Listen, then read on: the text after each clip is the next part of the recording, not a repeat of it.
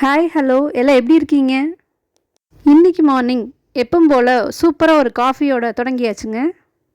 இன்றைக்கி லஞ்சுக்கு தக்காளி சாதமும் கேரட் பீன்ஸ் பொரியலும் தான் செஞ்சேங்க.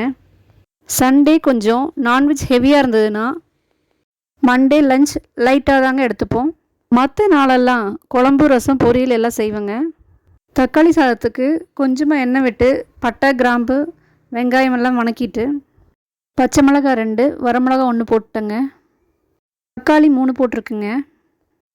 கருவேப்பிலை உப்பெல்லாம் சேர்த்து தாளித்து விட்டுங்க. தேங்காய் எண்ணெய் கொஞ்சம் சேர்த்திட்டா நல்லாயிருக்கும்.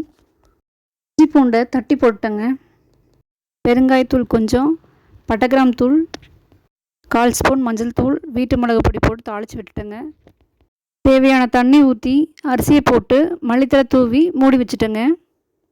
பொரியலுக்கு கேரட் பீன்ஸ் கட் பண்ணி போட்டு உப்பு மிளகு பொடி போட்டு மூடி வச்சுட்டேங்க. 2 பேருக்கு சமைக்கிறதுனால கொஞ்சமாக செய்ய வேண்டியதாக இருக்குங்க. காலையில் டிஃபனுக்கு பழைய சாதம் தான் கரைச்சிட்டேங்க. கேரட் பீன்ஸ் வெந்தோடனே கடலப்பருப்பு உளுந்தம்பருப்பெல்லாம் போட்டு தாளிச்சிட்டு தேங்காய் கொஞ்சம் தூவி இறக்கிட்டேங்க. எப்பவும் தோசை இட்லின்னு டிஃபன் ஐட்டமாக எடுத்துக்காமல் பழைய சாதம் கொஞ்சம் சேர்த்துப்போங்க. இன்றைக்கி சமையல் பார்த்தாச்சுங்க. இனி நாளைக்கு என்ன சமையல்னு பார்க்கலாம். உங்கள் வீட்டில் என்ன சமையல்?